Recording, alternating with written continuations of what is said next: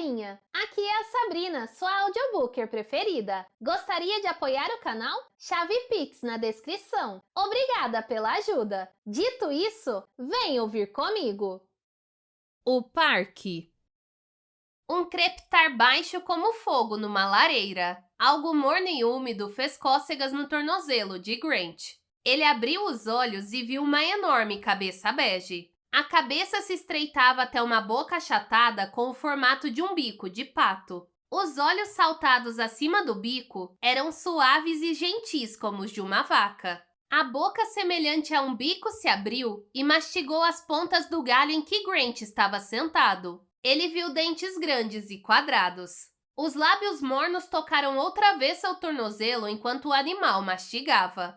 Um hadrossauro bico de pato. Grant estava atônito em vê-lo de perto. Não que sentisse medo. Todas as espécies de dinossauro com bico de pato eram herbívoras, e esse agia exatamente como uma vaca. Apesar de ser imenso, seu comportamento era tão calmo e pacífico que Grant não se sentia ameaçado. Ele permaneceu onde estava no galho, tomando cuidado para não se mexer, e observou enquanto o animal comia.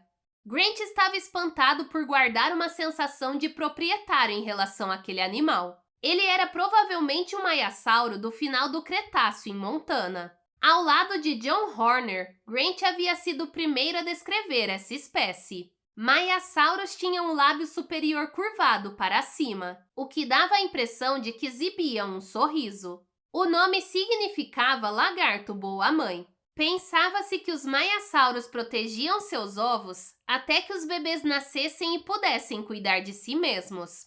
Grant ouviu um chilrear insistente e a grande cabeça voltou-se para baixo. Ele moveu-se apenas o bastante para ver o bebê hadrossauro galopando ao redor dos pés do adulto. O bebê era bege escuro com pintas pretas.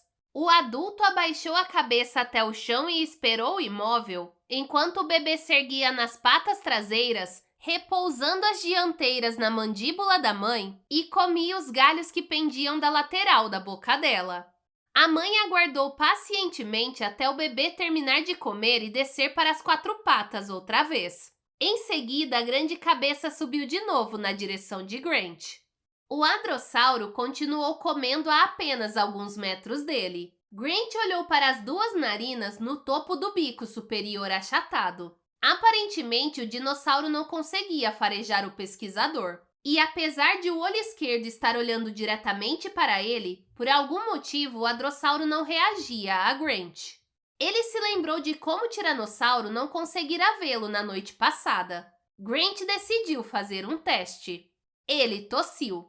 No mesmo instante, o hadrossauro congelou, a cabeçorra subitamente quieta, as mandíbulas paradas. Apenas o olho se moveu procurando pela origem do som. Então, depois de um momento, quando parecia não haver perigo, o animal voltou a mastigar. Incrível, pensou Grant. Sentada nos braços dele, Lex abriu os olhos e disse: "Ei, o que é aquilo?" Alarmado, o hadrossauro trombeteou com um grasnado alto, assustando Lex a tal ponto que ela quase caiu da árvore. O hadrossauro afastou a cabeça do galho e trombeteou de novo. "Não a deixe nervosa", aconselhou Tim do galho acima. O bebê piou e apressou-se para baixo das pernas da mãe enquanto o hadrossauro se afastava da árvore. A mãe inclinou a cabeça e olhou inquisitivamente para o galho onde Grant e Lex estavam sentados. Com seus lábios virados para cima, o dinossauro tinha uma aparência cômica. "Esse bicho é burro?" perguntou Lex. "Não", respondeu Grant. "Você apenas a assustou." "Bem", disse Lex. "Ela vai nos deixar descer ou não?" A hadrossauro tinha recuado 3 metros para longe da árvore. Ela grasnou de novo. Grant teve a impressão de que ela estava tentando assustá-los, mas não parecia saber o que fazer. Estava agindo de forma confusa e inquieta. Eles esperaram em silêncio, e após 1 minuto, o hadrossauro aproximou-se do galho de novo, as mandíbulas se mexendo em antecipação. Ela claramente ia voltar a comer. "Pode esquecer", disse Lex. "Eu não vou ficar aqui." Ela começou a descer os galhos. Com o movimento, o hadrossauro trombeteou, novamente alarmado. Grant estava impressionado. Ele pensou: ela realmente não consegue nos ver quando estamos parados. E depois de 1 minuto, literalmente esquece que estamos aqui. Era igual ao tiranossauro. Outro exemplo clássico de um córtex visual anfíbio. Estudos sobre sapos demonstraram que anfíbios viam apenas coisas em movimento, como insetos. Se algo não se mexia, eles não enxergavam. A mesma coisa parecia valer para os dinossauros. De qualquer forma, o maiasauro agora parecia julgar inquietantes demais aquelas estranhas criaturas descendo pela árvore. Com um grasnado final, ela cutucou seu bebê e lentamente bamboleou para longe. Ela parou uma vez, olhou para trás na direção deles e então prosseguiu. Eles chegaram no chão. Lex tentou se limpar.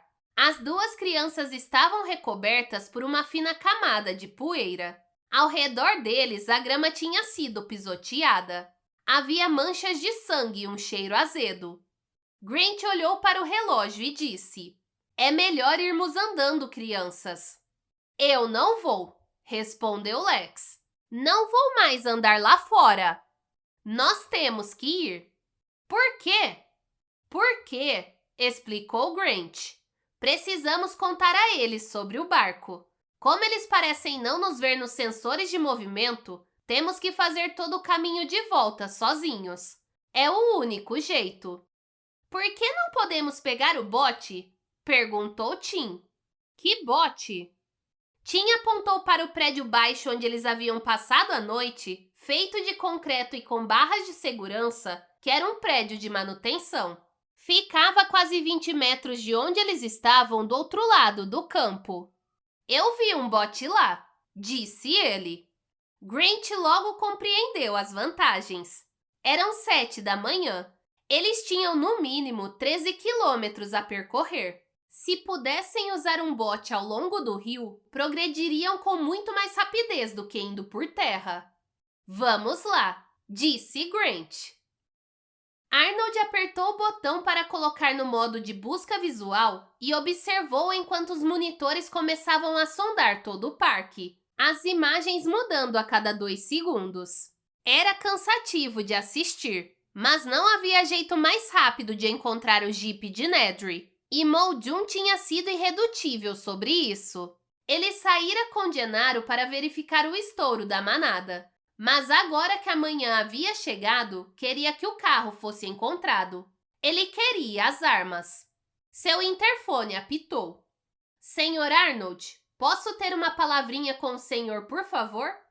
Era Hammond. Sua voz soava como a voz de Deus. "O senhor quer vir até aqui, senhor Hammond?" "Não, senhor Arnold", respondeu Hammond. "Venha até aqui. Estou no laboratório genético com o Dr. Wu. Estamos esperando pelo senhor." Arnold suspirou e se afastou das telas. Grant tropeçou nos recantos sombrios do prédio. Ele passou por contêineres de 20 litros de herbicida, equipamento de poda, estepes para um jipe, rolos de arame farpado, sacos de 45 quilos de fertilizante, pilhas de isolantes marrons de cerâmica, latas vazias de óleo para motor, lanternas e cabos de serviço. "Não vejo nenhum bote." "Continue andando." Sacos de cimento, pedaços de cano de cobre, rede verde e 2 remos de plástico pendurados em clipes na parede de concreto. "Certo", disse ele. "Mas cadê o bote?" "Deve estar aqui em algum lugar", respondeu Tim. "Você nem chegou a ver o bote?" "Não, eu só supus que estivesse aqui." Vasculhando por todas aquelas coisas, Grant não encontrou nenhum bote, mas encontrou um conjunto de plantas enrolado e manchado de mofo devido à umidade, enfiado em um armário de metal na parede. Ele abriu as plantas no chão, afastando uma aranha grande. Olhou para os papéis por um longo tempo. "Estou com fome." "Só um minuto." Eram mapas topográficos detalhados para a área principal da ilha, onde eles estavam agora. De acordo com aquilo, a lagoa se estreitava no rio que eles tinham visto antes, que se contorcia rumo ao norte. Atravessava o aviário e seguia até chegar aproximadamente 800 metros do alojamento de visitantes. Ele folheou as páginas. Como chegariam até a lagoa? De acordo com as plantas, deveria haver uma porta nos fundos do prédio em que se encontravam. Grant tirou os olhos da planta e a encontrou nos fundos em uma parede de concreto. A porta era ampla bastante para a passagem de um carro. Abrindo-a, ele viu uma estrada pavimentada correndo diretamente até a lagoa. A estrada era escavada abaixo do nível do solo, portanto, não podia ser vista de cima. Devia ser outra estrada de serviço. E levava até uma doca na beira da lagoa. E na doca era possível ver claramente a sinalização: depósito de botes. Ei! Disse Tim. Olha isso aqui! Ele estendeu uma caixa metálica para Grant. Abrindo-a, Grant encontrou uma pistola de ar comprimido e um cinturão de tecido contendo dardos. Havia um total de 6 dardos, cada um tão grosso quanto um dedo. Eles estavam etiquetados como Moro 709. Bom trabalho, Tim! Ele passou o cinto pelo ombro e guardou a arma na calça. Essa é uma arma de tranquilizantes? Eu acredito que sim. E o bote? Perguntou Lex. Acho que está na doca, respondeu Grant. Eles começaram a descer pela estrada. Grant carregava os remos no ombro. Espero que seja um bote grande, disse Lex, porque eu não sei nadar. Não se preocupe. Talvez possamos pescar alguns peixes. Eles desceram pela estrada com o terreno inclinado erguendo-se de ambos os lados. Ouviram um resfolegar profundo e rítmico, mas Grant não conseguiu ver de onde o som estava vindo. Tem certeza de que existe um bote aqui embaixo? Perguntou Lex, franzindo o nariz. É provável, respondeu Grant.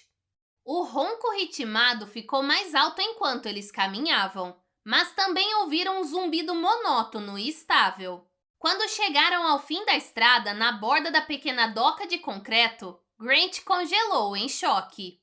O tiranossauro estava bem ali.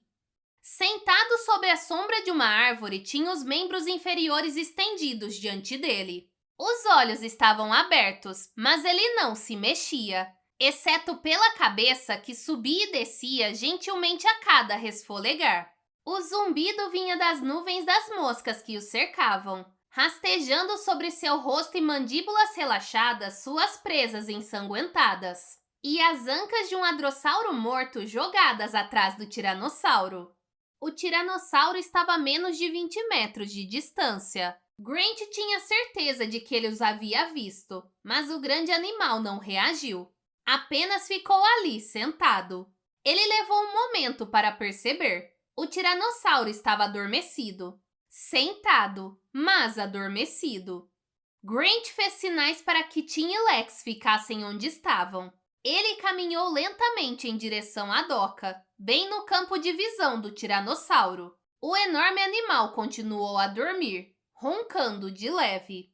Perto da ponta da doca, uma barraca de madeira estava pintada de verde para se camuflar na folhagem. Grant silenciosamente destrancou a porta e espiou lá dentro. Ele viu meia dúzia de coletes salva-vidas cor de laranja pendurados na parede, vários rolos de rede de arame para cercas, alguns rolos de corda e 2 grandes cubos de borracha jogados no chão.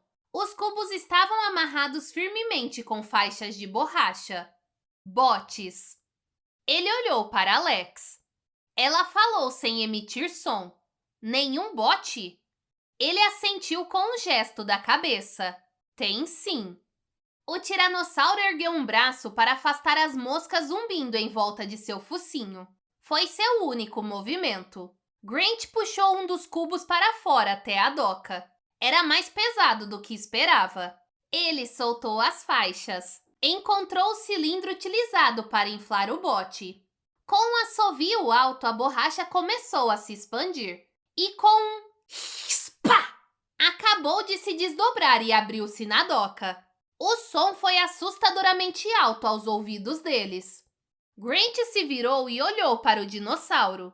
O tiranossauro grunhiu e fungou. Começou a se mexer. Grant se preparou para correr, mas o animal mudou o corpo de posição e tornou a se ajeitar contra o tronco, soltando um arroto longo e meio rosnado. Lex pareceu enojada, abanando a mão na frente do rosto. Grant estava ensopado de suor pela tensão. Ele arrastou o bote de borracha para o outro lado da doca. Pousou na água com um ruído alto. O dinossauro continuou dormindo. Grant amarrou o bote na doca e voltou à barraca para retirar 2 coletes salva-vidas que colocou no bote. Então acenou para as crianças virem até a doca. Pálida de medo, Lex gesticulou de volta. Não. Ele rebateu. Sim. O tiranossauro continuou a dormir. Grant espetou o ar com um dedo enfático. Lex veio em silêncio e ele fez sinal para que ela subisse no bote. Depois foi a vez de Tim e ambos colocaram os coletes salva-vidas. Grant subiu e deu impulso. O bote vagou silenciosamente para dentro da lagoa. Grant apanhou os remos e os encaixou nas traves. Eles se afastaram ainda mais da doca. Lex recostou-se e suspirou alto de alívio. Em seguida, pareceu chocada e colocou a mão por cima da boca. Seu corpo tremia com sons abafados. Ela estava contendo um acesso de tosse. Ela sempre tossia na hora errada. Lex! Sussurrou Tim furiosamente, olhando para a margem. Ela balançou a cabeça desconsolada e apontou para a garganta. Ele sabia o que ela queria dizer. Uma coceira na garganta. O que ela precisava era de um gole de água. Grant estava remando e Tim inclinou-se sobre a lateral do bote, apanhando água com as mãos em concha na lagoa. Em seguida, estendeu a oferta para ela. Lex tossiu alto explosivamente. Aos ouvidos de Tim, o som ecoou pela água como um tiro. O tiranossauro bocejou preguiçosamente e coçou atrás da orelha com a perna, do mesmo jeito que um cachorro faria. Ele bocejou de novo. Estava meio tonto depois da grande refeição e acordou devagar. No barco, Lex estava gargarejando baixinho. Lex, fica quieta, disse Tim. Eu não consigo, sussurrou ela, tossindo outra vez. Grant remou com força, levando o bote poderosamente até o meio da lagoa. Na margem, o tiranossauro se levantou aos tropeços. Eu não consegui evitar, time! Gritou Lex, desesperada. Eu não consegui evitar! Shhh! Grant remava tão rápido quanto podia. De qualquer jeito, não importa, disse ela. Estamos longe o bastante. Ele não sabe nadar. É claro que ele sabe nadar, sua idiota! Berrou Tim. Na margem, o tiranossauro abandonou a doca e mergulhou na água. Ele se moveu com força na água atrás deles. E como é que eu podia saber disso? Disse ela. Todo mundo sabe que dinossauros sabem nadar. Está em todos os livros. Todos os répteis sabem nadar. Cobras não sabem. É claro que cobras nadam, sua idiota! Parem com isso, disse Grant. Segurem-se em alguma coisa. Grant observava o dinossauro, notando como o animal nadava. O tiranossauro estava agora com água na altura do peito, mas conseguia manter a cabeça acima da superfície. Então Grant percebeu que o animal não estava nadando, mas sim caminhando, porque logo depois apenas o topo de sua cabeça, os olhos e narinas, elevava-se acima da superfície. Nesse momento ele lembrava um crocodilo e nadava como um crocodilo, batendo a cauda de um lado para o outro, a água agitando-se atrás dele. Por trás da cabeça, Grant viu a elevação das costas e os sulcos por toda a extensão da cauda, que ocasionalmente surgia na superfície.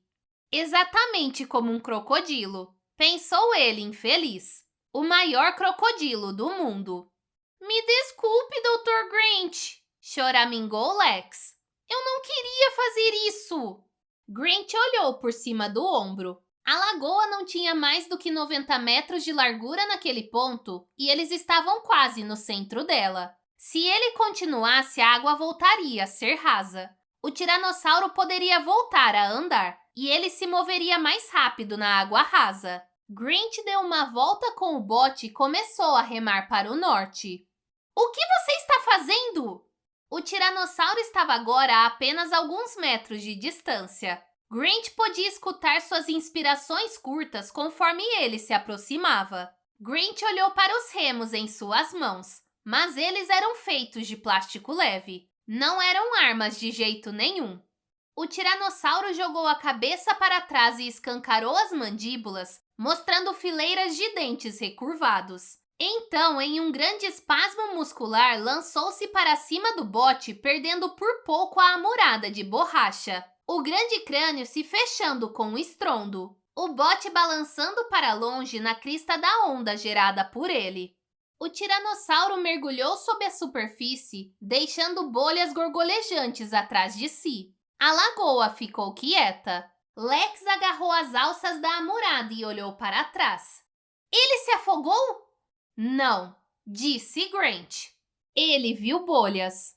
Depois uma leve agitação ao longo da superfície, vindo na direção do bote. Segurem-se! Gritou ele enquanto a cabeça batia debaixo da borracha, entortando o bote e erguendo-o no ar, fazendo-o girar loucamente antes de voltar a cair na água. Faz alguma coisa! Berrou Alexis. Faz alguma coisa! Grant puxou a pistola de ar de seu cinto. Ela parecia pateticamente pequena em suas mãos, mas havia a chance de que se ele atingisse o animal em um ponto sensível, no olho ou no nariz, o tiranossauro ressurgiu ao lado do bote, abriu suas mandíbulas e rugiu. Grant mirou e atirou. O dardo reluziu na claridade e atingiu a bochecha. O tiranossauro balançou a cabeça e rugiu de novo. E subitamente eles ouviram um rugido em resposta, flutuando através da água na direção deles. Olhando para trás, Grant viu o tiranossauro jovem na margem, agachado sobre o saurópode morto, tomando a carcaça para si. Ele atacou a carcaça, depois ergueu a cabeça e berrou. O tiranossauro maior também viu aquilo e a resposta foi imediata. Ele voltou para proteger sua caça, nadando furiosamente para a margem. Ele está indo embora! Gritou Lex, batendo palmas. Ele está indo embora! Nananã! Dinossauro estúpido! Da margem, o jovem rugiu desafiador. Enfurecido, o grande tiranossauro irrompeu da lagoa a toda velocidade, água escorrendo de seu corpo enorme enquanto ele corria pela colina além da doca. O jovem abaixou a cabeça e fugiu, suas mandíbulas ainda cheias de carne rasgada. O tiranossauro adulto perseguiu, passando pelo saurópode morto e desaparecendo sobre a colina. Eles ouviram seu último berro ameaçador. E então, o barco se moveu para o norte por uma curva na lagoa até o rio. Exausto de remar, Grant desabou para trás, respirando pesadamente. Ele não conseguia recuperar o fôlego. Ficou deitado no bote, ofegando. Você está bem, Dr. Grant? Perguntou Lex. Daqui para frente, você pode simplesmente fazer o que eu disser?